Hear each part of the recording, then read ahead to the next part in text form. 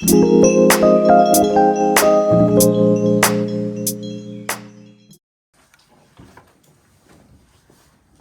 자도사는 우선은 어떻게 해주셔야 되냐면 형식이랑 내용으로 또 나눌 거야.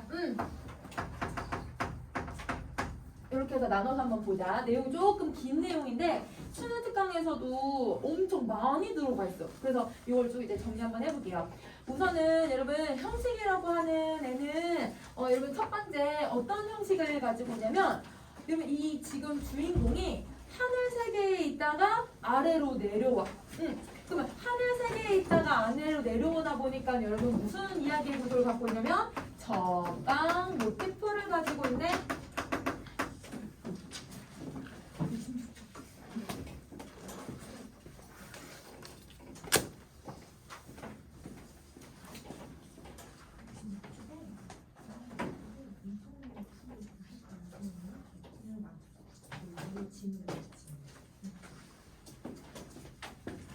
그럼 여러분 적강 모티프는요 천상계랑 지상계로 나뉘네요. 그러면 이렇게 여러분 세 개가 두 개로 나뉘면 이거를 우리 무슨 세계관이라고 했는지 혹시 기억나니? 이원론적 세계관이라고 해. 그지? 그래서 얘는 이원론적 세계관을 가지고 있다. 이원론적 세계관. 자, 그러면 천상계에 그러면 사랑하는 이 임이 누구라고 생각을 하냐면 여기에 이제 옥황상제가 살고 있다고 생각을 하고, 그러면 이 지상계에 화자가 내려와 있다고 생각을 하는 거야. 그럼 이게 화자야. 그러면 화자는 그러면 이 옥황상제를 모시는 사람이었기 때문에 얘는 선녀의 신분을 가지고 있었던 애였고 지상계로 내려온 거야. 자, 그 다음에 그러면 옥황상제로 표현되고 있는 이 사람은 사실은 원래 누구냐? 임금님이라고 생각을 해주시면 되고, 그러면 이 임금님을 모시는 사람은 우리 누구예요? 신하죠. 그러면 신하가 여러분 선녀처럼 표현이 되고 있는 거네. 자, 그러면요 여러분 여기서 임금과 신하의 군신 관계를 남자와 여자의 관계로 설명을 하고 있어. 그러면 이거 우리 배웠잖아. 이런 거를 우리 무슨 거라고 했었냐면 충신 연주지사를 여기서 쓰고 있는 거네. 그래서 여기서는 충신 연주지사를 사용하고 있다는 거. 이거를 여러분 적강 모티프를 사용해서 드러내고 있다는 거를 우리 조금 정리 한번 해볼 필요는 있을 것 같아. 자, 그래서 이렇게 정리를 해주시고요. 자, 그 다음 이제 내용은요. 여러 가지의 내용 좀 중요한 것들이 있는데 우선은 여러분 기본적으로 이 작품이 광해군 때 쓰여진 작품이고요. 광해군 이전의 왕이 누구였는지 혹시 기억나니더라? 태종, 태세, 문단세부터 세세파이더라. 자, 그러면 선조지, 선조. 선조 때 여러분 누가 작품을 썼었냐면 정철이라고 하는 사람이 선조 때 작품을 엄청 많이 써. 그래서 여러분 정철이 여러분 삼인국, 송민국을 쓰거든요. 그 당시에 되게 센세이션 했나봐요. 그래서 이 사람이 얘들아 자기도 유배를 간 다음에 이 삼인국, 송민국을 본따서 이 작품을 쓴 거야. 그래서 여러분 여기서는 선생님이랑 삼인국이랑 송민국을 조금 비교를 하면서 같이 작품을 좀 읽어볼 거고요. 그래서 이 작품들의 내용을 조금 설명하면서 같이 볼 거고, 자, 그 다음에 고사를 인용을 많이 하고 있어요. 그래서 그 고사 인용이 작품에서 무슨 기능을 가지고 있고 어떤 의미를 가지고 있는지를 정리할 거야. 자, 그 다음에 세 번째는 여러분 이 작품은 임금님에 대한 이야기를 하잖아요. 그런데 여러분 임금님에 대한 이야기를 대부분 할 때는 어떤 애들을 사용을 하냐면 임금님 나는 당신밖에 없어요. 임금님 너무 좋아해요. 자기가 유배를 와도 임금님에 대한 이런 관념적인 태도를 많이 보이게 되는데 얘는 임금님에 대한 원망을 너무 많이 해. 그래서 여러분 이 원망의 정서가 어디에 들어가고 있는지를 한번 살펴볼 거야. 그래서 이 원망에다가 플러스 어떤 정서를 가지고 있는지 이렇게 해서 한번 정리를 한번 해보자. 자, 그러면 여러분 작품 하나씩 한번 해석을 해볼게요. 자, 제일 먼저 여러분 자도사의 제목부터 보시면요. 자, 제목은 여러분 자도가 뭐냐면 스스로를 애도하다라는 뜻이야. 그러면 제목에서부터 얘는 유배를 온 자기를 애도하고 있는 거야. 그래서 얘는 스스로를 애도하다 이렇게 내용을 정리를 해주시고요. 스스로를 애도하다. 자, 그러면 우선은 배경을 좀 설명을 해야 이 사람이 왜 이 작품을 쓰게 됐는지를 설명할 수 있을 것 같아. 자, 이 작품이 쓰여졌던 게 이제 광해군 때라고 했잖아요. 여러분 이제 광해군이 여러분 이제 자기 배다른 동생인 영창대군이 태어났어. 그러니까 얘들아 광해군은 얘들 자기가 계속 여러분 이제 세자를 되게 오랫동안 했음에도 불구하고 세자 자리를 이 어린 아이한테 빼앗길 위기에 처하니까 그래서 여러분 선조가 죽어서 자기가 왕위에 물려받긴 했지만 계속 눈엣 가시였겠죠. 그래서 여러분 이제 영창대군을 죽이고 그 다음에 여러분 영창대군의 어머니인 얘들아 임목대비도 얘들 어떻게 하냐면 얘들아 궁에 유폐를 시켜버리잖아요. 그러니까 여러분 그런 사건 때문에 신하들이 어떻게 하냐면 들고 일어난 거지. 아니 배단 이제 어머니 낳아주신 어머니가 아니어도 어떻게 어머니를 이렇게 할 수 있냐? 이건 폐륜이다.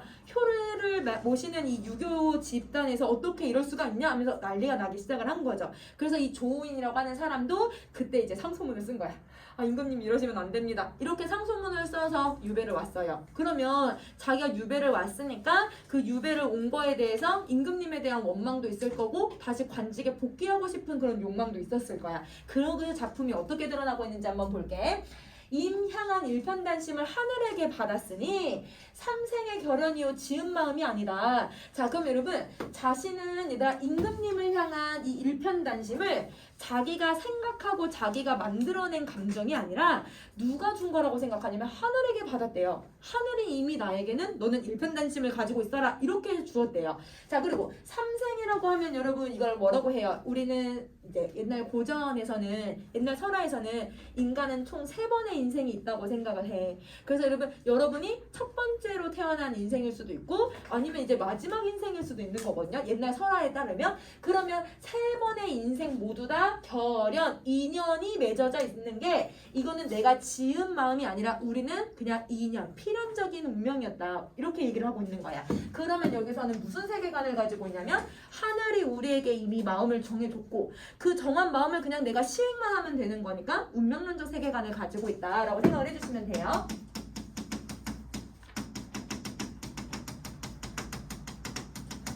운명론적 세계관. 그러면 본인이 여러분 이렇게 임금님을 향한 일편단심이 여러분 꾸며낸 감정이 아니라 나는 태어날 때부터 일편단심의 마음을 가지고 태어났어. 이렇게 얘기를 하고 있는 거야. 자기의 지조를 얘기하는 거죠. 내 얼굴 내가 못 보니 보기 좋다 할까마는 자기가 내 얼굴 진짜 못 보는 걸까? 그건 아니겠지. 거울로 내 얼굴을 보기는 하지만 근데 여러분 내 스스로를 내가 객관적으로 평가할 수가 없으니 이런 의미인 거야. 객관적으로 평가할 수는 없지만 민낯이 고운지 미운지 생긴 대로 그냥 지니고 있어서 연지백분을 쓸 줄도 모르고 있대. 그럼 여러분 연지백분을 쓰고 있다라는 표현을 보면 화자가 누구라는 걸 알 수 있냐면 여자라는 걸 알 수 있게 해주네요. 그래서 여기서 화자가 여성이라는 것을 알게 해준다. 화자가 여성. 자, 그러면 아까 여러분 선생님이 이제 이 화자는 선녀라고 했으니까 선녀라고 하는 근거를 여기서 이제 찾아낼 수 있는 거지. 자, 그럼 선생님이 이제부터 여러분 화자의 감정이나 화자의 여러분 이런 신분을 알 수 있는 단어들은 다 네모 표시를 할게. 자, 그다음 호치단순을 두었다고 할 수 있을까? 그럼 일단 호치단순 무슨 말인지 모르면 여러분 순서 한자 바꾸라고 했어요. 단순호치야. 여러분 혹시 단순호치라는 한자 성어 알고 있니? 모르니? 자, 그러면 입술이 빨간 예쁜 여자라는 뜻이거든. 예쁜 얼굴이라고 생각을 해주시면 돼요. 자신은 예쁜 얼굴이 자기가 가지고 있다고 할 수 있을까? 이렇게 물어보는 거야. 그러면 여러분 3번부터 여러분 지금 6번까지는 본인의 외모에 대해서 이야기를 하고 있는 거지. 내가 진짜 예쁘다고 할 수 있을까? 나는 연지백분도 안 바르고 있는데 나는 지금 쌩얼인데 이렇게 내가 예쁘다고 말할 수 있을까? 이렇게 계속 얘기를 하는 거야. 그러면 화자의 외모를 계속 얘기하고 있다는 건 진짜 여러분 외모를 평가한다기보단 이게 이제 여자의 입장에서는 외모를 얘기할 수 있지만 신하의 입장에서는 얘들아 일을 할 때 임금님을 보필할 때 외모가 중요해요? 그건 아니잖아요. 그러면 여기서 이 외모는 여러분 신하의 능력 그리고 아니면 임금님에 대한 나의 지조절개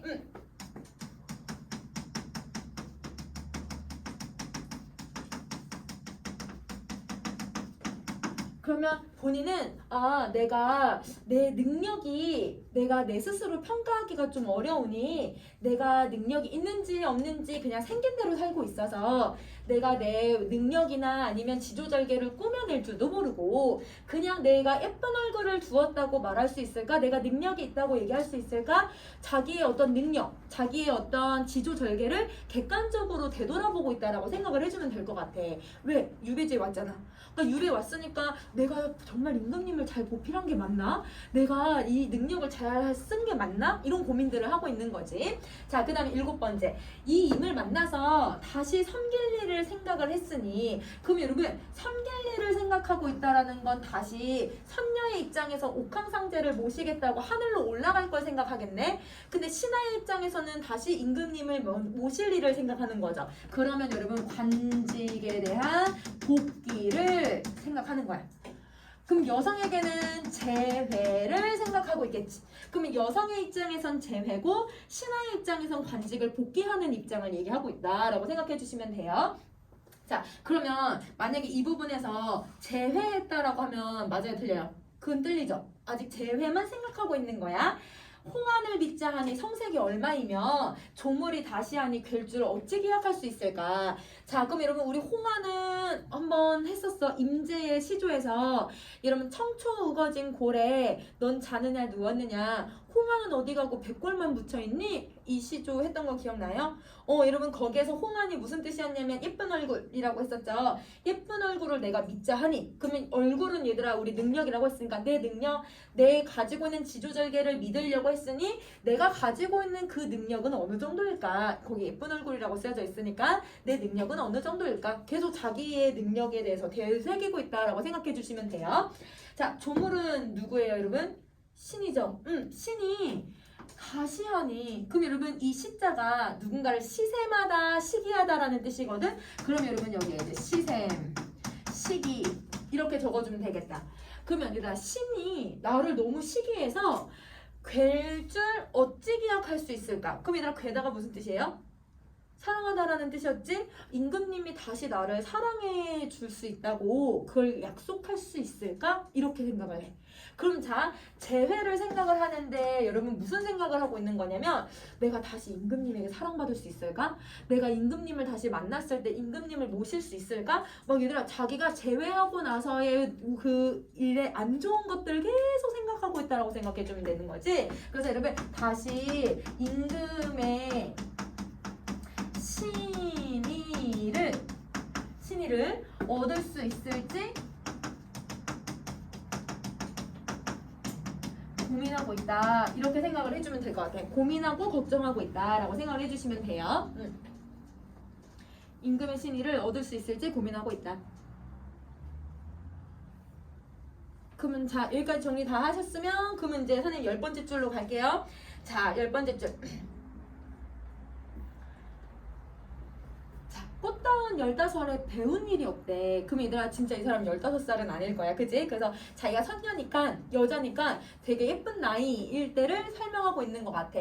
자, 자기는 배운 게 아무것도 없어서 부상견사를 은하에 씻어내어 원앙기상에 봉황문을 놓아서 짜니. 자, 여기까지. 이러면 거기 아래 별표 표시된 것들을 다 해석을 해볼게요. 자, 부상견사라고 하는 말을 해석을 해봤더니 여러분 동쪽 바다에 어떤 뽕나무 나무가 자라는데 그 나무는 여러분 누에고치 씨를 뽑아내고 있대. 그럼 여러분 이 이제 나무가 삼나무가 여러분 이제 누에고치를 키우는 나무니까 그 나무에서 누에고치에서 내가 씨를 뽑아내요. 이런 뜻이거든. 그러면 상상의 공간에서 좋은 씨를 뽑아내는 거야. 그럼 여러분 씨를 준비했어요. 씨를 준비하고 은하수에 이 씨를 씻어내. 그럼 일단 은하수가 나오는 이유는 선녀니까 하늘 세계에 있다고 생각을 하는 거야. 그래서 여러분 은하수에 씻어냈다라는 건 씨를 얘들아 씻고 씨를 어떻게 씻는지 모르겠지만 일단 씻어내고 그리고 나서 뭘 하냐면 여러분 원앙기상이라고 되어 있는데요. 여러분 기상이 무슨 뜻으로 되어 있어요? 배틀 위라고 되어 있죠. 우리 옷감을 짜내는 게 배틀이니까 그러면 원앙 무늬가 새겨진 배틀에다가 이 씨를 걸어놓고 봉황문을 놓아서 짜기 시작한대. 그러면 여러분 봉황문이 뭐냐면 봉황문이 옷감 이거를 만들어낸다. 이렇게 생각을 해주면 돼. 자, 그럼 여러분 우리 임금님 옷에 혹시 무슨 그림 그려져 있는지 알고 있니? 임금님 옷에 용 그려줬어. 맞아. 근데 얘들아 용만 그리는 게 아니고 용 말고도 또 그리는 게 있어. 봉황새. 얘들아 그래서 왕비의 옷에도 봉황새가 그려져 있는 경우들도 많은데요. 봉황은 이건 상상의 새거든요. 용도 상상의 동물이잖아. 근데 가장 힘센 애들이라고 생각하고 그 다음에 여러분 봉황도 상상의 새야. 그러니까 여러분 얘가 새 중에서 제일 센 애, 제일 좋은 애, 상상의 길쪽 이렇게 생각을 하고 있어서 이건 이제 임금님에게 줄 옷감이라고 생각하고 만들어 놓는 거야. 그럼 지금 뭘 하고 있냐면 실 준비했어. 실을 가지고 옷감을 만들었네. 그리고 나서 뭐라고 하냐면 내 손에 생겨난 재주가 되게 용하다고 할까마는 마름질로 지어냈대요. 마름질로 뭘 지어냈냐면 옷을 만들면. 그러면 옷을 만들어서 제궁을 감싸려고 하니 그럼 여러분 제궁이 제자가 옥황상제 제자야.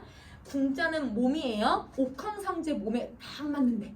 그럼 여러분 이 만들면 옥황상제의 몸에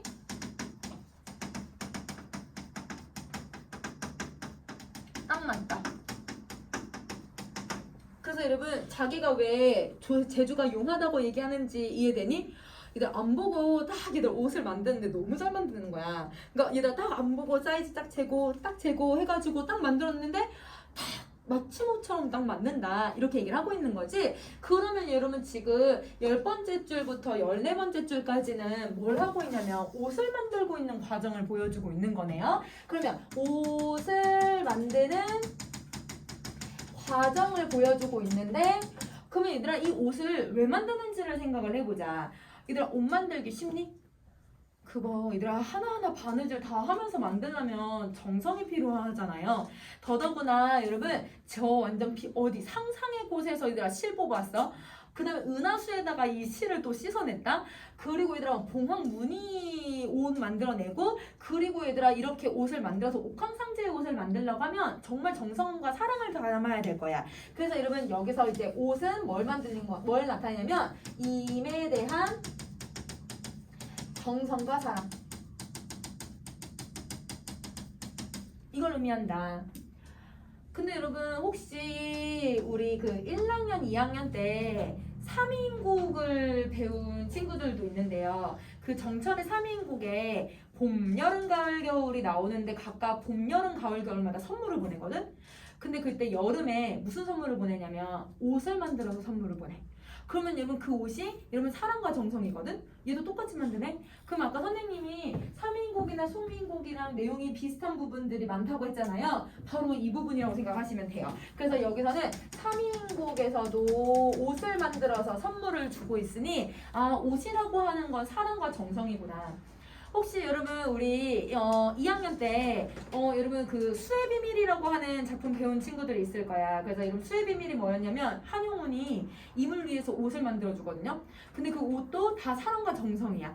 그래서 내 사랑을 표현하고 있는 말이니까 아 옛날부터 고전 시간 때부터 옷은 사랑과 정성이구나라고 생각해 주면 될 것 같아. 자 그다음 이제 15번째 줄 갑시다. 임은 모르셔도 나는 님을 믿고 있어서 그러면 임에 대한 신의를 임에 대한 지조를 계속 보여주고 있는 거야. 조만간 가기를 손꼽아서 기다리니 자 가기 뜻 아래 보셨으면 여러분 좋은 시절이라고 돼 있잖아요. 그럼 이 사람이 생각하는 좋은 시절은 자기가 뭐가 되는 걸 말하는 걸까? 관직에 복귀되는 거 아니면 제외하는 거. 그래서 여러분 여성이면 제외하는 걸로 표현을 할 거고 그 다음에 여러분 신하의 입장에서는 관직에 복귀되는 것을 얘기하겠죠. 그럼 이거를 내가 손꼽아서 기다리니 규방에서의 세월은 물 흐르듯이 흘러가는구나. 자 그럼 일단 이 규방은 여자들만 살고 있는 곳을 얘기하는 거니까 화자가 여러분 여성이라는 걸 또 암시해주는 부분이 되는 거야. 그래서 여기서도 화자가 여성. 자 그럼 얘들아 내가 계속 기다리다 보니 세월만 흘러간대. 그럼 얘들아 세월이 물 흐르듯 흘러간다라고 했으니까 여기서는 직유법을 통해서 얘들아 세월이 너무 손살같이 흐르고 있다. 되게 의미 없는 시간들이 흘러가고 있다라고 하는 걸 보여주고 있는 거예요. 자, 여러분 여기 이제 17번까지는 수능 특강에는 나와 있지는 않아요. 그래서 이제 18번부터는 수능 특강에 들어가 있어. 그래서 앞부분의 내용은 여러분 수능 특강에 없다고 해서 여러분 이제 모의고사에서 안 나올지는 않을 거니까 여러분 그냥 한번 이렇게 옷 만드는 거나 아니면 임에 대한 내 사랑을 계속 보여주고 있구나 라고 생각해 주면 될 것 같아. 자, 이제 18번부터는 여러분 여기서부터 이제 수특에 수록된 부분이에요. 자, 봅시다. 인생이 몇 날이며 이내 몸은 어찌할까? 여러분 인생이 몇 날이라는 건 내게 이제 남아있는 날이 몇 날이 남아있나 이렇게 센다는 게 보다는 인생은 유한한데 이런 의미야. 그래서 여러분 인생은 유한한데 아이고 나는 뭐 하면서 지내야 되지? 나는 어떻게 살아야 되지? 이런 거야. 자, 얘들아 인생 되게 짧잖아요. 어떻게 보면 길 수도 있지만 얘들아 되게 짧은 인생이잖아요. 100년이라고 하는 세월을 다 못 살 수도 있으니까 그 짧은 인생에 내가 이렇게 유배를 와 있고 인과 헤어져 있으니까 나는 도대체 어떻게 살아야 되지? 이렇게 한탄을 하는 거야. 그러면 이렇게 한탄하고 있는 과정에서 얘가 뭘 하고 있는지 한번 보자. 자, 주렴을 손수 걷어. 내가 인생 얼마 안 남았는데 나 지금 뭐 하지? 라고 생각하고 얘들아 주렴을 손수 걷네요. 이게 1번. 자, 여러분 우리 저번 주에 유상가를 했잖아요. 그 유상가에서 혹시 폭포를 수정염에다가 비유했던 거 혹시 기억나요? 수정염. 얘들아 수정으로 만든 발. 그럼 얘들아 렴자가 들어가면 다 발이라고 생각하면 돼. 그럼 우리 발이 커튼 같은 애들이라고 했잖아. 그래서 여러분 여기서도 주렴은 커튼을 걷어내고 발을 걷어내고 그 다음에 얘들아 어깨에 내려갔대. 어깨는 여러분 화자가 있는 계단이라는 뜻이거든요. 그러면 자 이곳에 내려간 게 두 번째 행동이야. 자, 어깨는 다시 선생님이 얘들아 무슨 표시를 할 거냐면 여러분 세모 표시를 할게요. 자, 여러분 화자는 지금 어디에 있냐면 우리 지금 지상계에 있잖아요. 그러면 지상계에 화자가 있는 곳은 다 세모 표시를 할 거야. 그리고 여러분 임이 있는 천상계는 다 동그라미 표시를 하면서 공간을 구분을 한번 해볼게. 자, 여러분 수능 특강에서도 지금 얘들 어깨부터 여기 18번부터 아까 수록되어 있다고 했잖아요. 어깨부터 얘들 네모 표시 딱 해놓고 그 다음에 얘들 천상계 네모 표시하고 공간의 각각의 의미를 물어보는 문제가 있어서 요거는 같이 정리를 할 거야. 자, 그 다음 오색구름 깊은 곳에 임 계신 곳을 바라보니 그럼 얘들아 이제 임이 계신 곳을 바라봤대. 1번부터 3번이야. 자, 자신의 인생이 유한하다고 느끼면서 각자 이제 행동을 하기 시작하는 거죠. 나는 이제 몇 날 안 남았고 그리고 임이랑 이렇게 떨어져 지내니까 뭔가라도 해봐야겠다라고 해서 1번부터 3번까지를 하고 있는 거야. 이거는 임에 대한 그리움으로 인한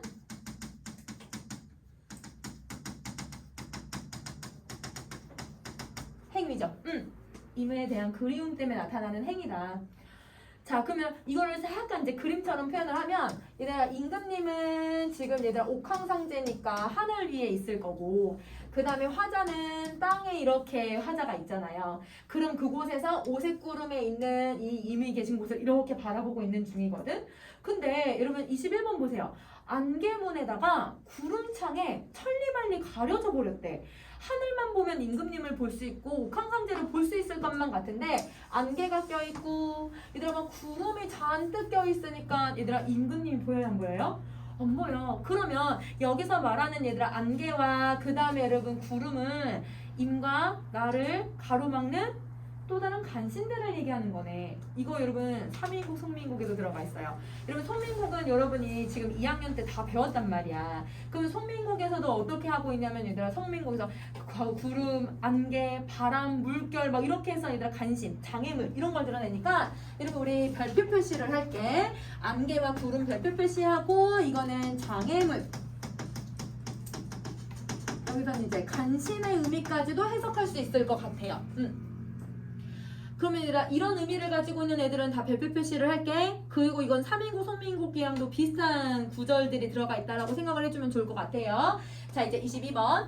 인연이 없지 않아 하늘을 아셨는지 외로운 청년으로 광안군에 올라가서 듣고서 못 봤던 님을 첫낮에 잠깐 뵈니 내 임이 이뿐이라 반갑기를 가늠할 수 있을까? 자, 그럼 여기까지. 자, 22번, 25번에 뭘 하고 있냐면 내가 얘들아 임금님 내가 보고 싶은데 지금 이 안개하고 구름 때문에 못 보겠어 이렇게 생각을 하고 있어서 지금 발매를 동동 구르고 있는 상황인데 하늘이 나를 너무 불쌍히 여겼나 봐요. 화자를 얘들아 이 하늘이 얘들아 도와주셨나 봐요. 얘가 뭐가 되었다고 하냐면 외로운 청란이 되었대. 이러면 청란이니까 얘들아 그냥 새야. 이러면 이 새가 되어서 잠깐 하늘 세계로 잠깐 올라갔던 거야. 그러면 여러분 지금 외로운 청란은 화자를 얘기하고 있으니까 네모 표시할게.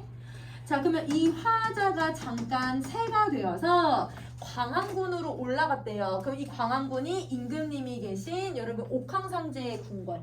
동그란 표시할게. 자 거기서 새가 된 모습으로 임금님을 잠깐 본 거야. 임금님의 얼굴을 잠깐 봤더니 이 반갑기를 어떻게 가늠할 수 있을까? 너무너무 반갑다. 그래서 여러분 이거를 이제 서리법을 통해서 반가운 마음을 드러내주고 있는 거죠. 그러면 여러분 화자는 선녀니까 여러분 자기가 이제 새가 되어서 날아 올라가지고 임금님을 보았다고 생각을 하는 거야. 그러면 여기서 잠깐 뭘 하고 있는 거예요? 제외한 거죠.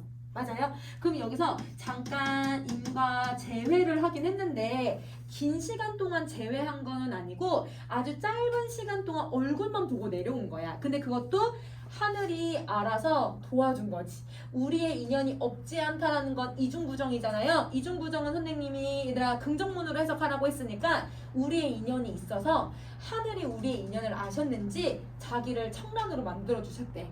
이렇게 생각을 하는 거야. 자, 그 다음에 26번. 이렇게 뵙고 다시 또 볼 일을 생각하니. 얘들아 잠깐 보고 나서 또 보고 싶잖아. 그러니까 다시 뵐 일을 생각한다는 건 재회를 또 기약하는 거죠. 다시 한번 재회할 것을 기약을 하니. 재회 기약까지 썼니? 자, 그 다음 거 이제 갈게요. 재회 기약을 하고. 자, 3,000명의 미인들 아침 저녁으로 모시고 궁궐의 고운 여인들이 쫙 펼쳐져 있는데 수줍은 빛바랜 화장을 어디 가서 자랑하고 탐탁지 않은 태도를 누구에게 자랑을 할까? 여기까지. 자, 얘들아 다시 우리가 만날 날을 딱 생각을 했어. 생각을 했는데 무슨 생각을 하게 되었냐면 여기 임금님이 다 앉아 계세요. 이게 이제 옥황상제야. 자, 옥황상제를 얘들 진짜 수천 명의 얘들 사람들이 얘들 이렇게 얘를 막 보필하고 있대. 막 수천 명의 사람들이. 그리고 궁궐의 고운 여인들이 좌우로 쫙 펼쳐져 있대요. 여기 옆으로 얘들아 예쁜 여자들이 다 주변에 이렇게 쫙 펼쳐져 있대요. 그러면 자기가 얘들아 이렇게 앞에 화자가 딱 갔을 때 화자가 어떤 모습으로 갔냐면 얘들아 수줍긴 해. 왜냐면 오랜만에 만났으니까. 근데 빛바랜 화장을 하고 간 거야. 화장을 빛바랜 화장을 했으니까 예쁘게 꾸미고 간 거예요? 아니죠. 근데 옆에는 지금 어떤 애들이 있어? 곱게 얘들아 치장한 여자들이 쫙 펼쳐져 있잖아. 그러니까 얘들아 이 여자들과 자기가 어떻게 돼 보여요? 비교해서 보이게 될 것 같아. 대조해서 보이잖아요. 그럼 이제 이걸 이제 상징적 의미를 한번 살펴보자. 3,000명의 미인들은 누구를 얘기하고 있냐면 이 사람을 모시는 하급 관리들. 옥황상제 임금님을 모시는 또 다른 하급 관리들이 아침 저녁으로 계속 모시고 있고 궁녀들도 있을 수도 있고 얘들아 막 내시들도 있을 수도 있잖아. 그 사람들이 막 얘들아 임금님을 보필하고 있고 그 다음에 궁궐에 얘들아 좌우에 쫙 예쁜 여자들이 있다는 건 우리 얘들아 사극 같은 데 보면 임금님이 여기 가운데 앉아 있으면 양옆으로 얘들아 고위 관직들이 얘들아 이 관직 순대로 이렇게 쫙 앉아 있잖아요. 그러면 이거는 얘들아 고위 관직을 얘기하는 거네. 고위 관리들을 얘기하는 거지.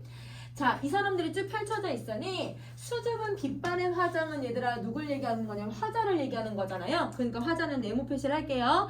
자, 그러면 여기서 이제 여기 다른 여성들은 즉 다른 신하들은 얘들아 되게 화려한 모습을 가지고 있는데 근데 여러분 화자는 어떤 모습을 가지고 있냐면 화려하기보단 얘들아 빛바랜 화장이니까 되게 촌스러운 화장.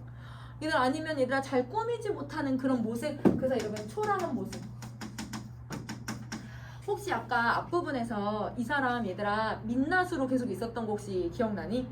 그리고 얘들아 화장 연지백분 있지만 얼굴에도 바르지도 않았다는 것도 나왔잖아요. 그러니까 여러분 화자는 화려한 대상들을 보면서 이게 얘가 대비가 되잖아요. 자, 대비되고 대조되는 그런 모습에서 여러분 탐탁지 않은 태도를 누구에게 자랑을 할까? 그럼 여러분 이 탐탁지 않은 태도는 누가 보이는 걸까? 임금님이 쟤 왜 왔니? 쟤 왜 저렇게 해서 왔니? 임금님이 탐탁치 않아 하는 거야. 그러면 임금님이 반겨주시는 게 아니라 옥황상제가 자기를 반기지 않을 거라고 생각을 하는 거지. 그러면 여러분 이때 화자의 마음은 어떨까요? 너무 부끄럽기도 하고 자기는 왜 꾸미지도 못했나라고 해서 얘가 되게 참혹하기도 할 거고 자괴감도 들 거고 그지? 그래서 난간에서 피눈물을 소매에 훔치며 그러면 여러분 아 얘가 부끄럽고 그 다음에 참혹하고 자괴감이 들었다라고 하는 거를 여러분 이렇게 피눈물을 흘리고 있다라고 표현을 하고 있는 거지. 자, 그래서 옥경을 떠나서 하계로 다시 내려오니. 그러니까 얘들아 제외했던 그 순간은 이렇게 안 좋은 제외를 할 거라고 자기가 상상을 한 거야. 그래서 옥경은 여러분 임금님이 계신 곳 동그라미, 하계는 얘들아 인간 세상이니까 화재가 있는 곳 세모 표시. 그러면 여러분 32번에 무슨 모티프가 들어가냐면 적각 모티프를 여기서 아예 대놓고 설명을 하고 있는 거죠.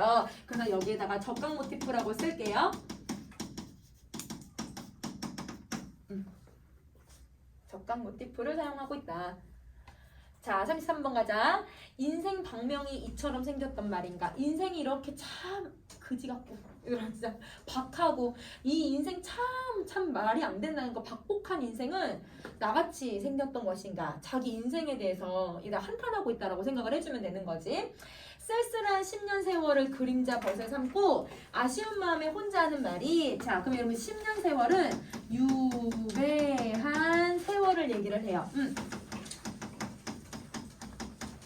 유배를 한 기간을 얘기하는데 여러분 사실은 조우인이라고 하는 이 사람은 유배를 뭐 10년 동안 한 거는 아니고 여러분 그 이제 역사서에서 한 3, 4년 정도를 이제 유배 생활을 했다고는 해요. 근데 여러분 3, 4년이라고 표현하지 않고 10년이라고 표현한 건 내가 정말 오래 있었던 것 같아 막 이런 식으로 표현하는 거지. 조금 과장하고 심화해서 표현을 하는 거야.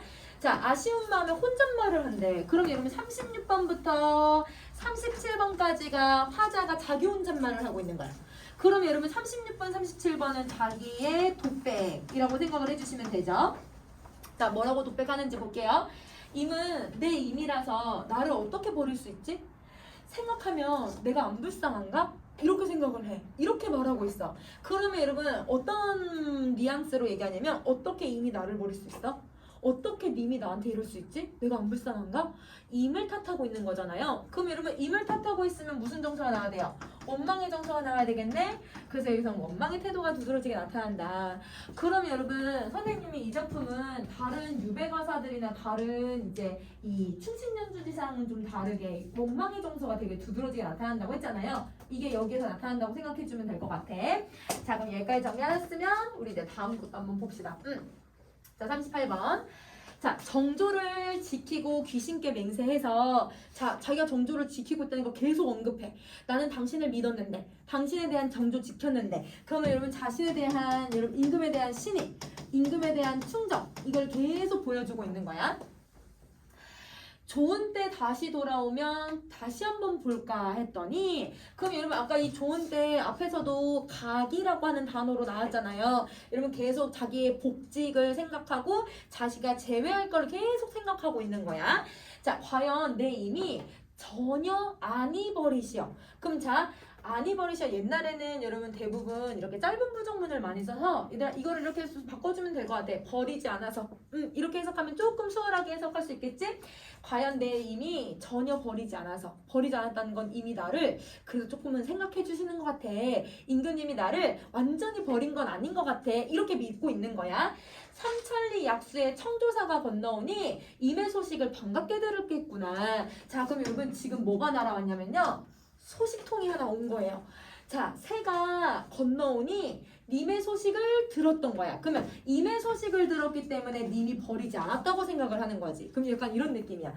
내가 만약에 나 너 너무 보고 싶어 라고 해서 내가 편지를 보냈어. 그러면 여러분 이 사람이 내가 안 믿고 있구나 라는 걸 알 수 있을 것 같은데 그게 아니라 누구누구한테 이런 소식을 내서 임금님이 요새 잘 지낸대. 그냥 어디서 소식만 듣고도 얘들아 임금님 나를 잊지 않으셨나 보다. 이렇게 약간 과대망상처럼 막 생각하는 거야 얘들아. 그래서 임금님에 대한 하나의 행동 하나에 얘들아 되게 일희일비하면서 행동을 하고 있는 거지. 자 그러면 여기서는 여러분 약수하고 청조사는 고사를 말을 인용해주는 부분인데요.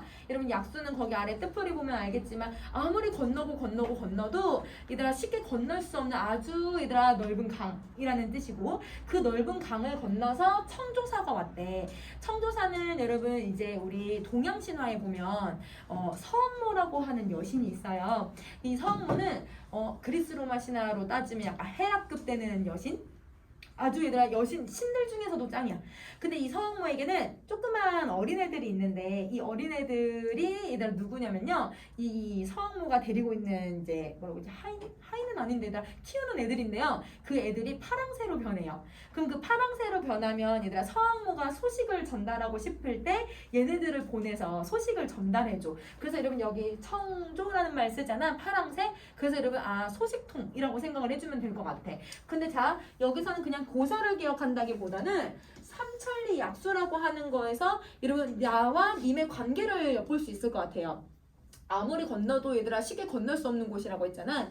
그러면 님과 나의 거리가 이 정도는 된다고 생각을 하는 거야. 임과의 거리감을 얘기하고 있는 거네. 그래서 이 삼천리 약수는요, 임과의 거리감이 이렇게나 멀리 떨어져 있다라는 걸 보여주는 단어라고 생각하시면 돼요. 그럼 이때는 얘가 소식을 들었으니까 너무 기분이 좋았어. 자, 그리고 어떻게 하는지 보자. 얘가 소식을 들었으니까 여러 해 동안 헝클어진 머리를 틀어가지고 집어 꽂았어. 그럼 옛날에 이제 머리를 이렇게 해서 해가지고 비녀를 딱 꽂는 것처럼, 그러면 비녀를 꽂고 있으니까 이것도 여성화자라는 걸 알 수 있게 해주는 거네. 그래서 여기 네모 표시할게요. 근데 얘들아 왜 머리를 헝클어진 채로 여러 해 동안 살았을까? 잘 보일 사람이 있어요, 없어요? 없잖아요. 그렇죠. 근데 이 표현은 여러분 3인국 송민국에도 나와요. 그래서 여러분 3인국에서도 3년 동안 머리를 빗어본 적이 없대. 그래서 여러분 그런 표현들이 있는 거는 내가 임금님이랑 떨어져 있으니까 옥황상제에게 잘 보일 필요가 없어서 얼굴이나 아니면 이런 머리를 꾸밀 필요가 없었다, 이렇게 얘기를 해주면 되는 거야. 두 눈에 눈물 자국도 얘들아 지우지 않고 얼굴에 화장도 안 발랐대. 그럼 얘들아 이 분도 그러면 여러분 여성화자라는 걸 보여주고 있는 거네. 먼 길을 멀다 하지 않고 허이허이 들어오니 그리던 얼굴을 본 듯만 듯 하고 있어서 심술궂은 시샘은 어찌했단 말인가. 자, 그럼 보세요. 여러분 내가 임금님 소식을 들으니까 임금님이 나를 찾아주셨나 보다 해가지고 머리도 얘들아 헝클어진 걸 대충 정리하고 헐레벌떡 뛰어갔어. 얼굴에다 분도 안 바르고 헐레벌떡 뛰어갔어. 그러면 여러분 멀지 않다라고 표현하는 건 얘들아 이렇게 먼 거리를 자기는 임금님이 불러주셨기 때문에 아주 빨리 갈 수 있다라고 설명을 하는 거야. 근데 여러분 이 표현 우리 저번에 시조에서도 한번 했잖아. 바람도 씌워넣는 고개, 얘들아 그 매들도 씌워넣는 고개. 근데 얘들아 이미 저쪽에 와 있다고 하면 나는 한 번에 갈 수 있는데, 이거랑 똑같은 표현이야. 그래서 여러분 여러분 시조에서 바람도 씌워넣는 그게 여러분 순회특강에 있는 요거랑 비교하면서 봐도 될 것 같아요. 자, 이러면 바람하고 그때 매는 쉬어서 넘어갔거든? 쉬었어서 너무 얘들아 장성령 고개가 너무 높아가지고. 그런데 얘들아 화전은 그렇지 않잖아. 그래서 여러분 이게 먼 길을 머지 않고 헐레벌떡 막 뛰어갔더니 얘들아 그리던 얼굴이 본듯만 듯 하고 있대. 그럼 얘들아 이미 나를 반겨주시는 거야? 이미 반기지 않아. 이미 나를 버리는 행동을 하고 있는 거지. 그럼 얘들아 임의 차가운 행동. 그럼 얘들아 화전은 얘들아 잔뜩 기분 좋아서 갔는데 얘들아 지금 어떨까? 이 사람이 왜 날 반겨주지 않지? 되게 얘들아 마음이 아플 것 같아. 그치? 그리고 어떻게 하냐면 심술궂은 시샘은 어찌한단 말인가. 이 시샘은 얘들아 임금님이 아니라 다른 옆에 있는 신하들. 그럼 여러분 이거는 다른 신하들.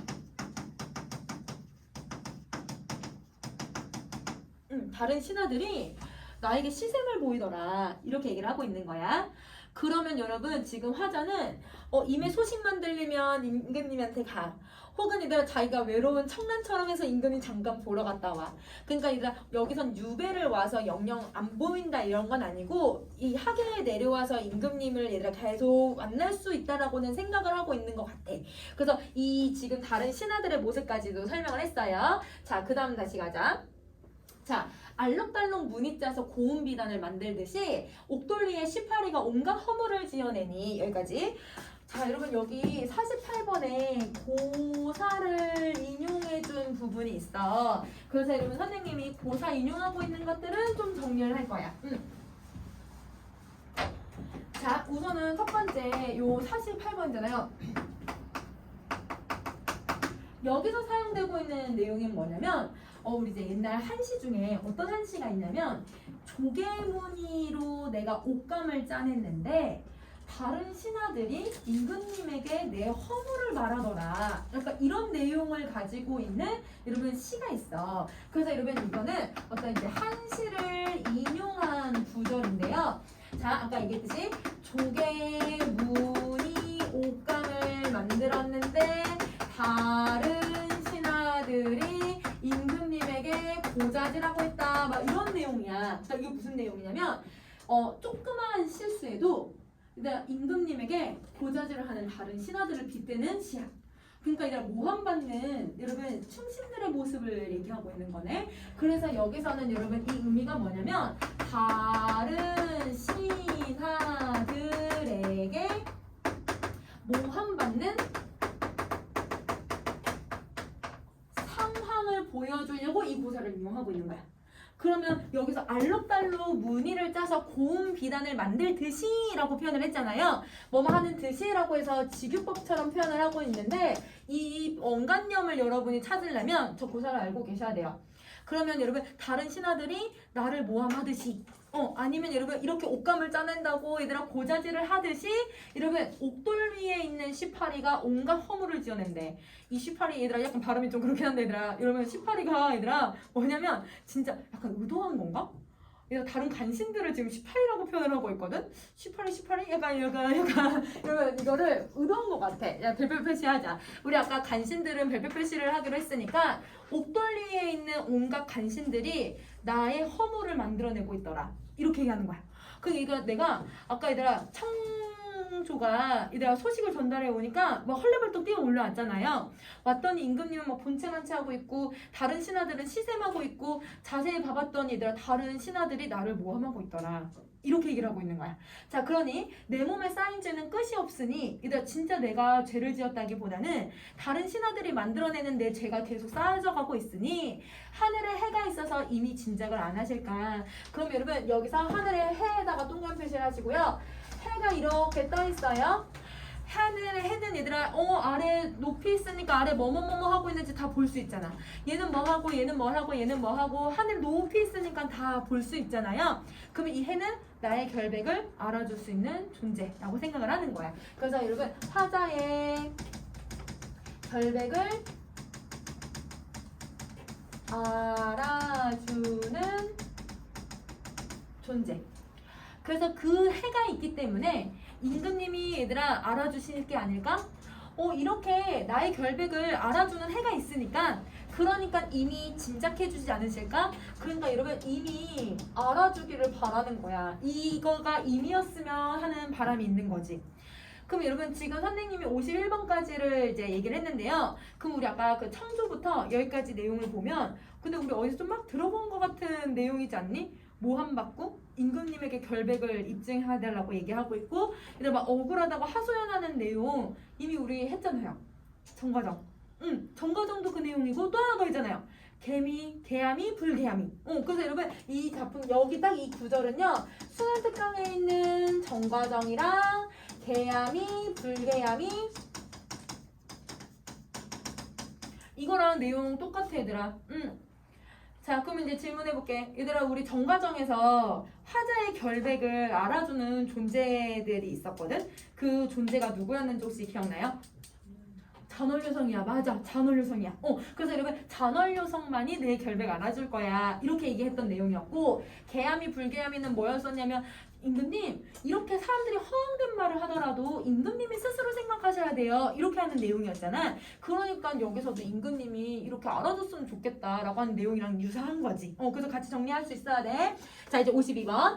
그것일랑 던져두고 내가 모함받는 건 던져두고 내가 임금님에게 서러운 뜻을 말하려고 하니 그럼 얘들아 결백한 거를 말하려고 하는 거네. 그러면 결백을 입증하려고 하니 백년 인생의 인해임을 만나보아 산과 바다에 맹세한 사랑의 첫 말씀을 믿었는데 그 사이에 무슨 일로 이 맹세를 버려두고 옷 같은 얼굴로 혼자 그리게 하시는가. 그럼 여러분 이게 서러운 말이야. 이게 서러운 뜻이야. 53번부터 56번까지 서러운 뜻이라고 생각을 해주시면 돼요. 그러면 어떻게 서러운 뜻을 얘기하냐면 나는 너랑 나랑 맹세한 첫 말 믿었는데 난 널 믿었는데 어떻게 너는 내 맹세, 우리의 믿음을 저버릴 수 있어? 이렇게 물어보는 거지. 그러면 여기서 원망의 서러움을 얘기하는 거네. 왜냐면 맹세를 버려두는 거는 이미 잘못한 행동이잖아요. 약속을 어겼다고 이제 꼬집어서 얘기를 하고 있으니까 원망을 하면서 얘기를 하고 있어. 옷 같은 얼굴로 혼자 두고 그리워하는가. 이다 대부분 이제 옷 같은 얼굴은 임금님을 얘기하는가. 임금님은 왜 혼자 두고서 나를 그리워하게 만드는가. 뭐 이런 의미로 해석해주면 될 것 같아. 자, 그다음 57번. 사랑이 실증이 났니? 아니면 박복한 탓이니? 그럼 여러분 사랑이 실증 났던가라는 건 임금님이 나에 대한 사랑이 져버렸을까? 아니면 내 운명이 박복해서 우리가 헤어진 걸까? 이렇게 생각을 해. 그러면 여러분 57번, 57번은 왜 이별했는지에 대해서 추측을 하는 거죠. 그러면 여러분 이별한 이유를 추측하고 있다라고 정리해주면 될 것 같아. 이별한 이유를 추측하고 있다. 그러면 사랑이 실증났다라고 하는 건 이별의 이유를 누구에게 돌리는 거예요? 이미 잘못했다고 생각하는 거죠. 근데 박복한 탓은 이별의 이유를 누구 탓으로 돌리고 있는 거예요? 내 탓이야. 그렇지. 그래서 여러분 이거는 이내 탓도 하고 내 탓도 하고 있다라고 생각해주면 될 것 같아. 자, 말하면 목이 메고 생각하면 가슴이 끔찍하다. 그럼 얘들아 자기 감정을 얘기하고 있는 거지. 여기까지 여러분 수능 특강에 들어가 있는 부분이고요. 수능 특강은 또 중략을 해놓고 뒷부분에 또 내용이 이어져요. 수능 특강의 자료가 되게 엄청 많이 들어가 있거든. 자, 그러면 지금 여기서 59번, 62번은 중략 부분이야. 59번, 62번까지는 중략 부분이고요. 다시 여러분 63번부터가 수능 특강에 수록된 부분이에요. 그래서 수록 부분은 63번부터. 그래서 여러분 63번부터 끝까지야. 그러니까 여러분 수능 특강에 지금 엄청 거의 70줄 가까이가 다 들어가 있다고 생각해주면 될 것 같아. 자, 그럼 이것도 그냥 해석을 해볼게. 자, 여러분 요거는 고사를 인용하고 있는 부분인데요. 고사 2개가 들어가 있어요. 자, 59번, 60번에 고사 하나가 들어가 있고 61번, 62번에 고사가 2개가 들어가 있어. 그래서 여러분 요거는 같이 정리를 좀 해보자. 58번인가? 59번.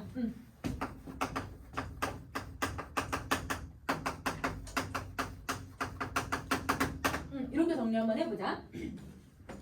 그리고 59번, 60번 이게 근데 고사는 어차피 안 나올까 이게 아니라 이미 수능이나 그 다음에 수능 특강 같은 데서도 고사만 보기에 풀이를 다 해주고 그거를 본문의 내용이랑 매칭을 시킬 수 있는지를 물어보는 문제 유형은 이미 있어요. 그래서 여기서는 고사가 좀 여러 개가 들어가 있으니까 고사를 여러 개를 얘가 보기에 다 제시를 해주고 여러분 이걸 적용할 수 있는지를 물어볼 수도 있으니까 요거는 같이 그냥 간단하게 정리 한번 해볼게. 여기는 한무제라고 하는 사람하고 진황후라고 하는 사람의 이야기로 시작을 해요.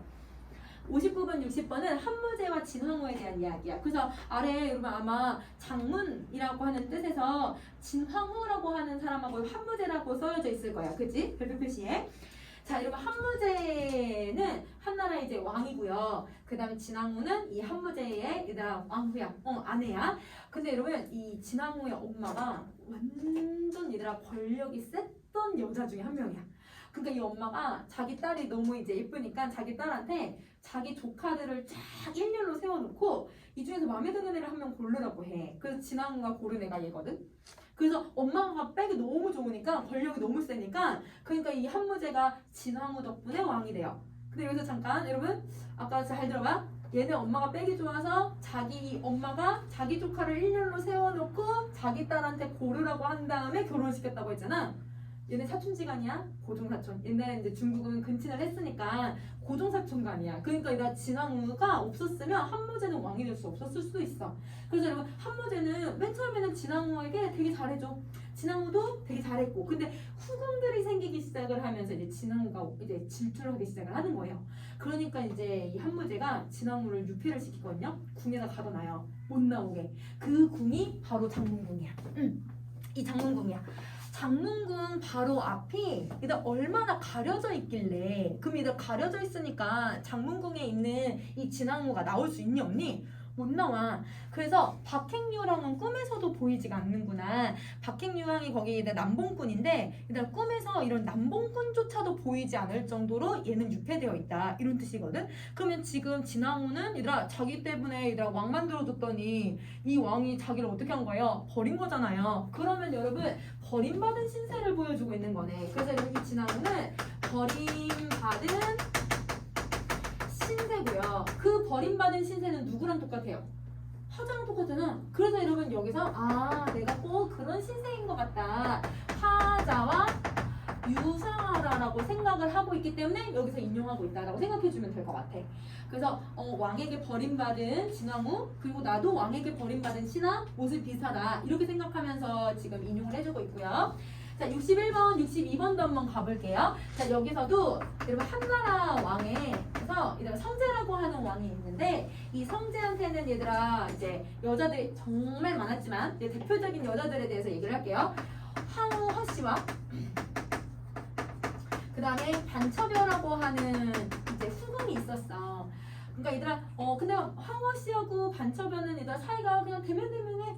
그러니까 막 엄청 사이가 안 좋거나 막 이런 건 아니었고, 반처녀가 성격이 되게 좋고 얘들아 되게 착하고 예쁘고 그렇게 했대요. 성제가 반처녀한테 완전 눈 돌아가 있는 거야. 그러니까 얘들아 성제는 반처녀의 말이면 다 들어주고 얘들아 반처녀가 너무 예쁘다고 얘기하고 얘만 좋아했던 거죠. 근데 이제 얘가 이 성제가 자맹을 나갔다가 밖에 나갔다가 이러면 이제 어떤 공연하는 거 같은 걸 봤는데, 거기서 어떤 여자가 춤을 추는데 너무 예쁘더래. 그 여자가 막 얘들아 이 중국에서 가장 예쁘고 가장 마른 여자 중에 한 명이거든. 그래서 이러면 사대 미녀라고 하면 여러 명을 이제 어떤 사람은 사대 미녀가 누구누구다 이렇게 하는데, 중국의 사대 미녀에도 얘가 항상 들어가 있는 사람인데요. 조비현이라고 하는 여자를 만나요. 그러니까 이 여자를 만났는데 이 여자가 이러면 약간 이런 일화가 있어.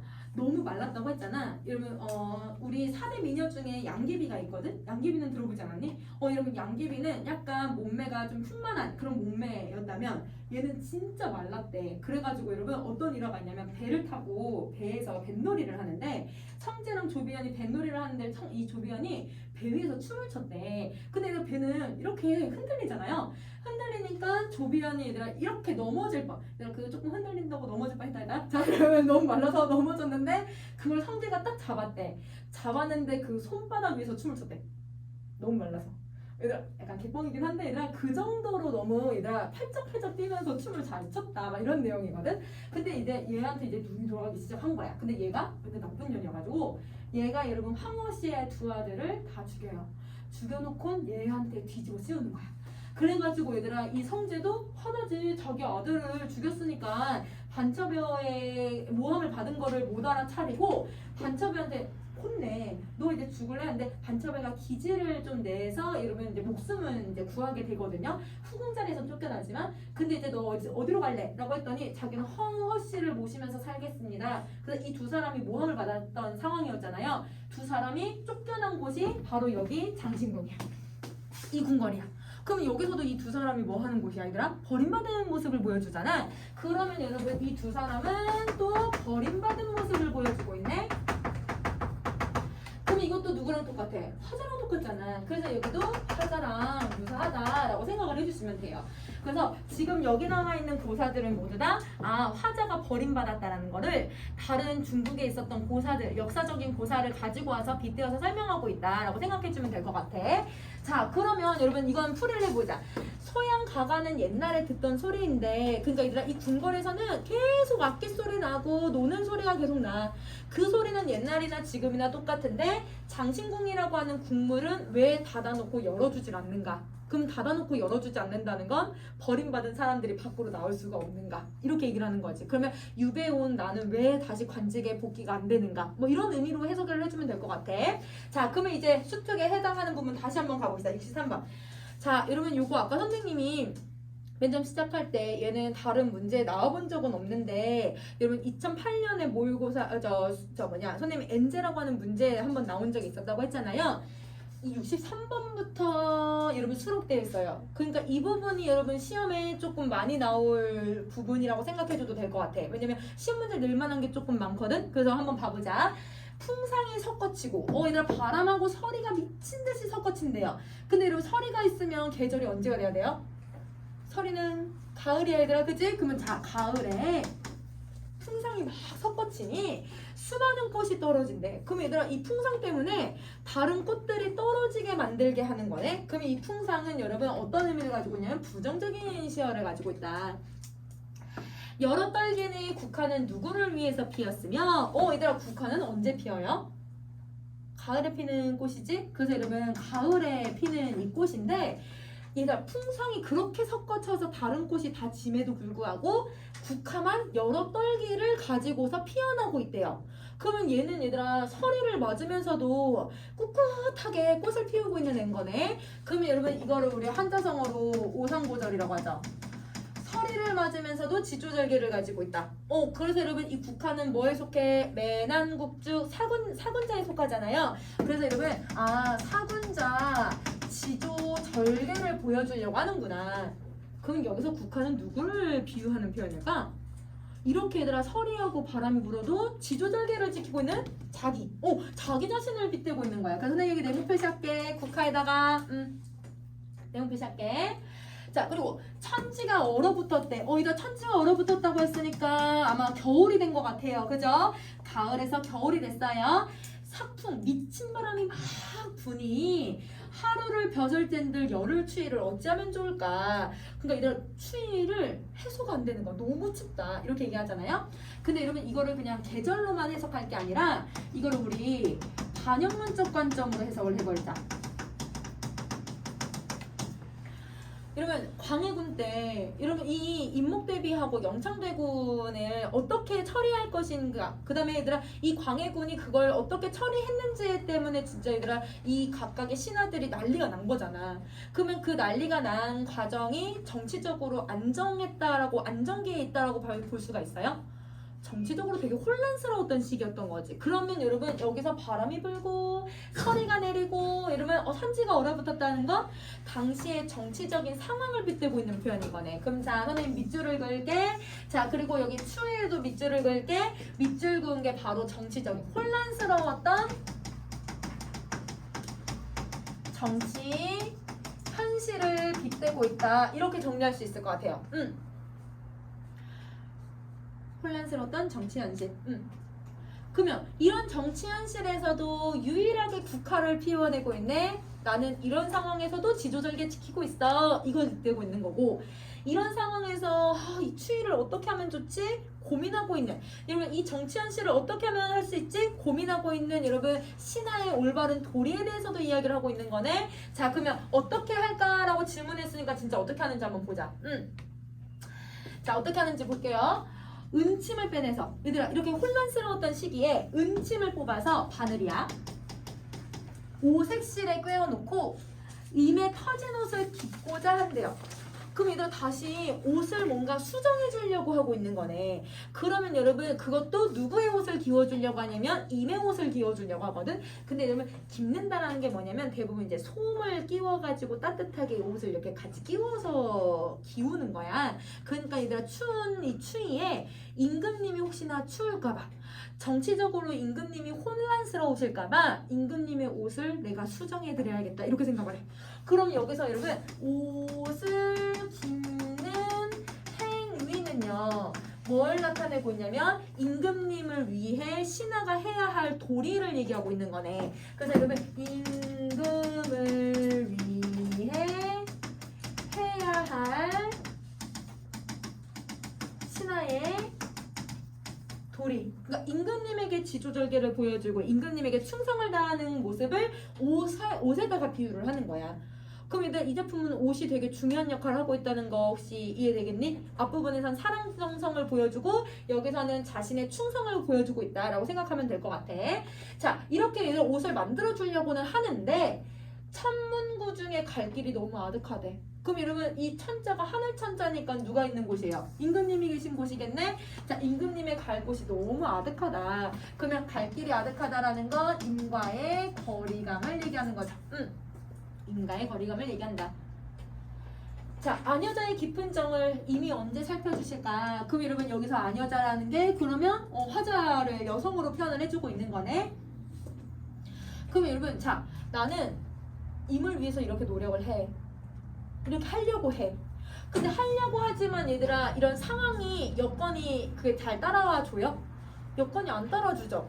더더구나 얘들아 임금님이 내 마음도 살펴줘요? 임금님 내 마음도 안 살펴줘. 그러면 여러분 지금 무슨 상황에 놓여져 있냐면 화자는 지금 외부적인 상황에서도 여러분 지금 화자가 뭔가 할 수 있는 상황이 안 되고 그 다음에 여러분 자기가 뭔가를 하려고 해도 의지가 있어도 그게 잘 따라와 주지 않는 상황인 거잖아. 그러면 어떤 외부적인 상황에 따라서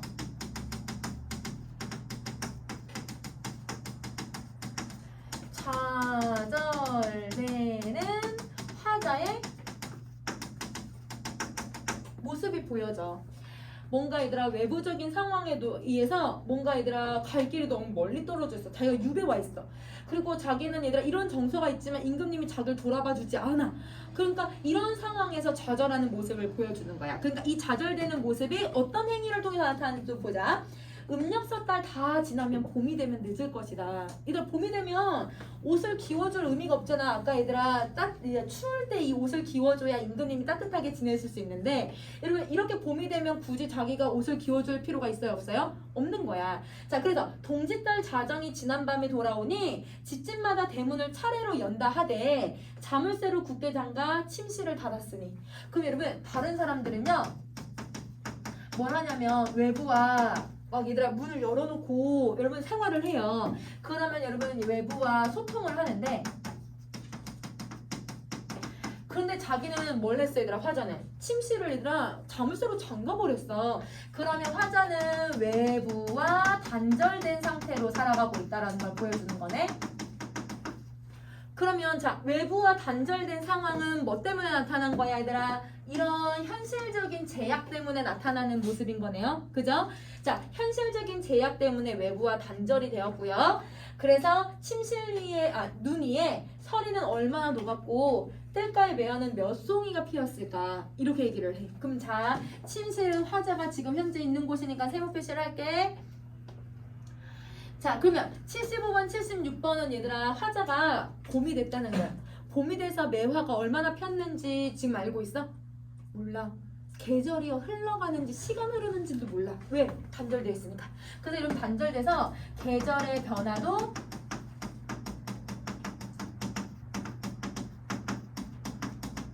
인식하지 못하고 있는 상황이야. 왜? 단절되어 있으니까. 그러면 여러분 내용이 나는 뭔가 계속 하려고 해. 임금에 대한 믿음 계속 보여주려고 해. 근데 얘들아 막 제외할 때마다 얘들아 막 시기 질투 받고 임금님은 나를 본체만체 하고 있고 그리고 여러분 나는 이렇게 하려고 해도 얘들아 여건상 지금 되지도 않고 막 이제 내부적으로 외부적으로 뭔가 힘이 되니까 나는 그러면 단절하고 살아야겠다 이렇게 얘기를 하고 있는 거지. 자, 근데 단절은 두 가지로 더 해석할 수 있을 것 같아요. 자, 단절한 이유는 첫 번째 임금님이 자기를 찾을 거라고 생각을 하는 걸까?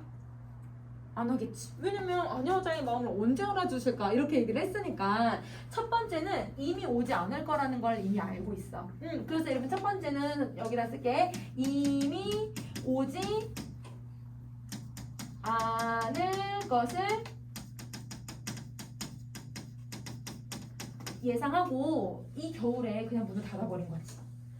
혹은 두 번째 다른 외부적인 조건에 지조절개를 얘들아 꺾이지 않으려고 내가 지조절개를 지키려고 닫았다고 해도 돼. 그럼 얘는 지조절개 이거를 지키려고 단절하면서 살았다. 이렇게 두 가지로 해석할 수 있을 것 같아요. 오케이, 그럼 여기까지 정리하셨으면 그러면 이제 그 다음 것도 한번 볼게요. 자, 간장이 다 썩어서 넉조차 끊어졌으니 얘들아 정말 애간장, 이 간과 장, 소장이 다 끊어져 있었을까? 그건 아니겠지? 약간 과하게 얘기하죠. 그 다음에 얘들아 내 넋이 내 정신이 다 끊어져 있을까요? 이것도 아니겠죠? 자, 천줄기의 눈물은 얘들아 정말 눈물이 천줄기나 흘렸을까요? 그건 아니겠죠. 근데 또 피눈물도 흘린대요. 그것도 아니겠죠. 과장해서 표현을 하고 있네. 그래서 여러분 과장하면서 표현을 해서 자신이 얼마나 고통스러운지를 보여주고 있다. 과장을 통해 고통을 보여주고 있다.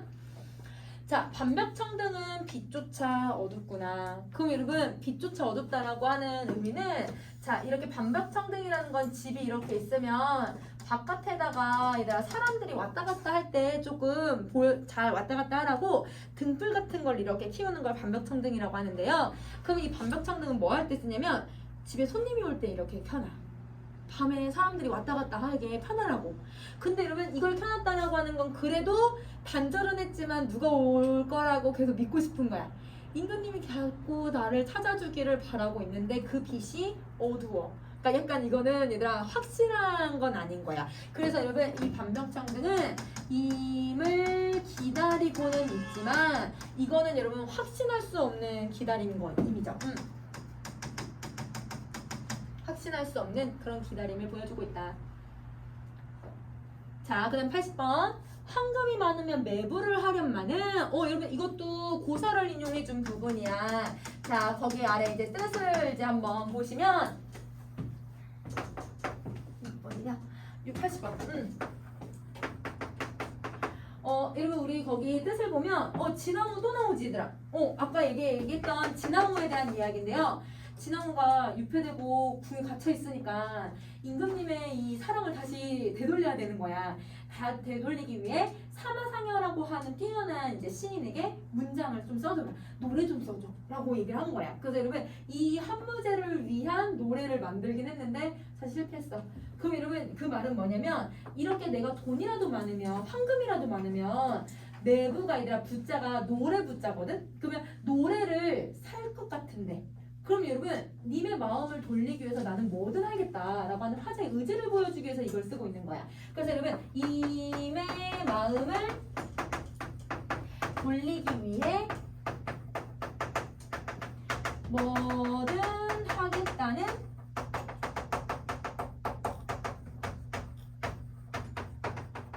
화자의 의지를 보여주고 있다. 님의 마음을 돌리기 위해 이 진나무처럼 뭐든 할 의지는 있다. 이렇게 얘기를 하고 있는 거죠. 이렇게 하기 위해서 인용을 했고요. 자, 그다음 81번. 81번도 얘들아 이거 고사를 인용해주고 있어. 그래서 81번은 여기다 쓸게. 자, 81번. 이건 고사라기보단 명칭보감인데요. 자, 이 구절을 인용을 해요. 명칭보감을 인용을 해요.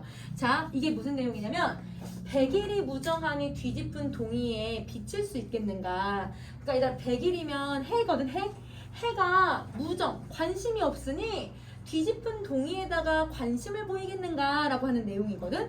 이 말은 뭐냐면 해가 쨍쨍 위에 얘들아 이렇게 햇빛을 보여줘.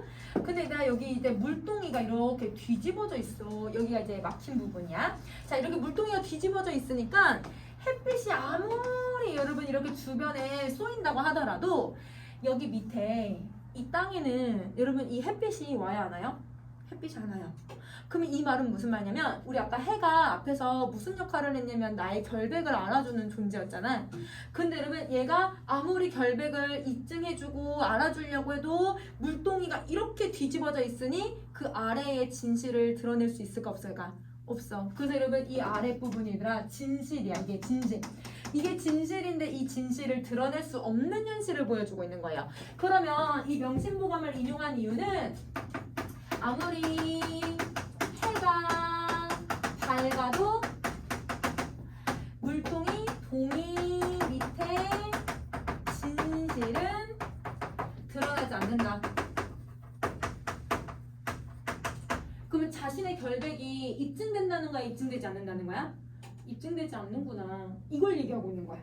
그러면 여러분 자신의 입장이 이게 안 드러난다는 걸 동의에 비치겠니? 라고 질문을 했는데 안 드러날 거라는 걸 알잖아. 그러니까 여러분 이 서리법을 통해서 자기를 한탄하고 자기 제가 얘들아 입증이 안 된다라고 하는 거에 대한 여러분 아쉬움, 한탄, 그런 자괴감 이런 것들을 보여주고 있다라고 생각해주면 될 것 같아. 자, 평생토록 싸운 데는 다 내 탓이다. 이다 이제 그냥 체념한 거야. 내가 정말 죄를 지은 건 아닌데 내가 내 결백을 입증할 수가 없으니 그러니까 나는 그냥 포기. 그래서 여기서는 체념적인 모습이 좀 나타난다라고 생각을 해주시면 돼요. 언어에 공교하고 눈치를 몰라서 다녔던 일이 언어에 공교한다는 건 말재주가 없어. 말재주도 없고 눈치도 없네. 그래서 풀어서 생각하고 다시 한번 또 생각해봤더니 자기가 얘들아 관직에 있을 때 너무 얘들아 생각 없이 다녔고 자기가 너무 말재주도 없었고 누구한테 아부도 못하고 누구한테 얘들아 뭔가 알랑방귀도 못 끼고 그렇게 생활을 했더니 내가 다시 한번 생각해봤더니 조물주의 처분을 누구에게 말할 수 있을까? 그러면 조물주의 처분이라는 건 조물주가 나에게 준 운명을 얘기하는 거죠. 조물주가 나에게 부여한 운명을 난 누구에게 말할까? 이렇게 얘기를 하는 거지. 그러면 여기서도 다시 그럼 무슨 게 있는 거야? 내 운명은 이미 조물주가 정했다고 생각하는 거네. 운명은 또 세계관을 가지고 있다.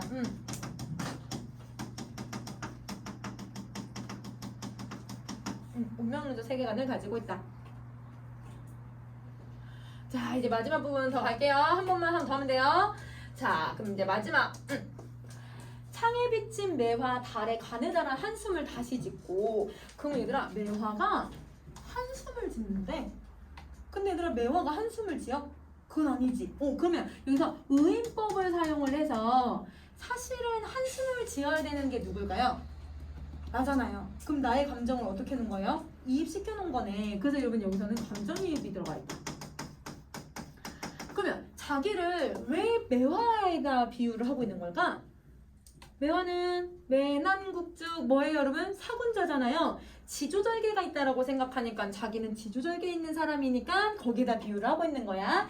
자, 아쟁을 꺼내서 원망의 노래를 슬프게 타니 그러면 여러분 이 아쟁이라고 하는 악기는 자기가 얘들아 슬픔, 원망을 하소연하려고 이렇게 악기를 연주를 해. 그러면 이 아쟁은 무슨 기능을 가지고 있냐면 화자의 정서를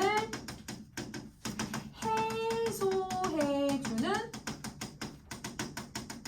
수단이라고 생각하시면 돼요. 우리 얘들아 좀 뭔가 스트레스를 받거나 하면 노래방 가서 한번 노래 부르면 조금 해소될 수도 있고 아니면 자기가 좋아하는 어떤 취미생활을 하고 나면 좀 괜찮아질 때가 있잖아. 그럼 얘도 그 정서를 해소하기 위해서 악기 연주를 하는 거야.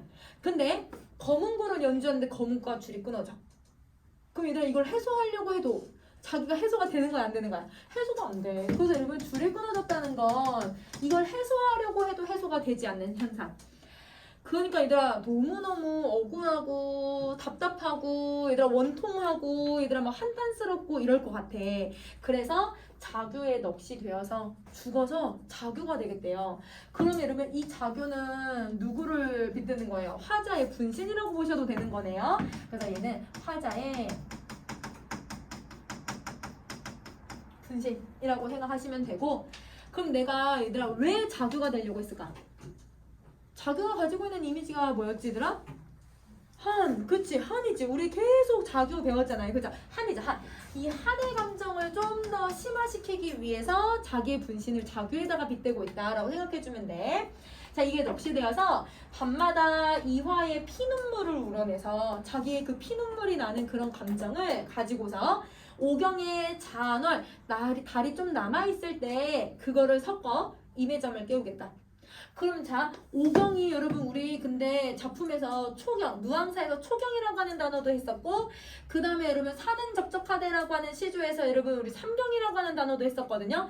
오경, 여러분 이렇게 숫자 나오고 무슨 경자 나오면 선생님 이거 뭐라고 했었냐면 시간이라고 해석을 했는데 자, 여러분 초경은 7시부터 9시 밤, 이경은 여러분 9시부터 11시, 삼경은 우리 여러분 11시부터 1시, 그 다음에 사경은 1시부터 3시, 오경은 3시부터 5시. 여러분이 시간을 암기할 게 아니라 시간대가 어느 때인지만 해석해주면 될 것 같아. 초경은 이른 이제 밤, 저녁, 늦은 저녁, 아니면 이른 밤. 그 다음에 삼경은 아주 늦은 밤. 그 다음에 여러분 오경은 이게 이제 새벽.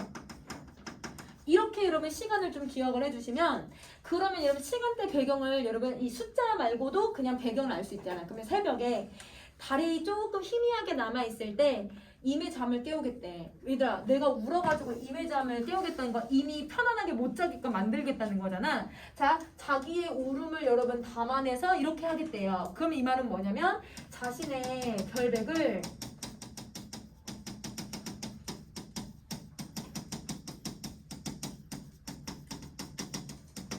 자신의 결백을 입증하기 위해서 죽어서도 자기가 그 한의 마음을 계속 노래하겠다. 이렇게 얘기하는 거야. 내가 이 녀석을 계속 잠을 깨워서 내가 입증하겠다. 이걸 얘기를 해. 그러면 이걸 하기 위해 노력하는 타자의 적극적인 의지를 보여주고 있다라고 생각을 해주시면 돼요. 자, 그러면 여러분 우리 참고로 마지막 하나 참고로 3인국 성민국에서도 맨 마지막 구절에 뭐가 나오냐면 3인국 내가 죽어서 범나비가 되어서 향 묻힌 날개로 임의 옷에다가 옮겨야지 이렇게 얘기하고 그 다음에는 송민국에서 을려가 내가 죽어서 나는 나벌이 돼야지 임을 쫙 비춰줄 거야. 그런데 이 감녀가 아니야. 구준비가 되는 게 어떻겠니? 왜냐면 너 한 번에 다 그 사람에게 존재 알릴 수 있잖아. 임에 대한 그냥 존재만 인식을 하는데 근데 얘는 아니야 나는 임에게 내 결례 어떻게든 입증할 거야 이렇게 하는 화자의 적극적인 의지가 들어가 있다. 그러니까 똑같이 죽어서 분신을 만들고 있다는 거랑 그 다음에 여러분 이렇게 적극적인 면모를 가지고 있다는 건 공통점 차이점이 될 수 있을 것 같으니까 3인국 송민국에 대한 내용도 같이 이렇게 정리를 해주면 될 것 같아요. 자, 그러면 여러분 자도사는 선생님이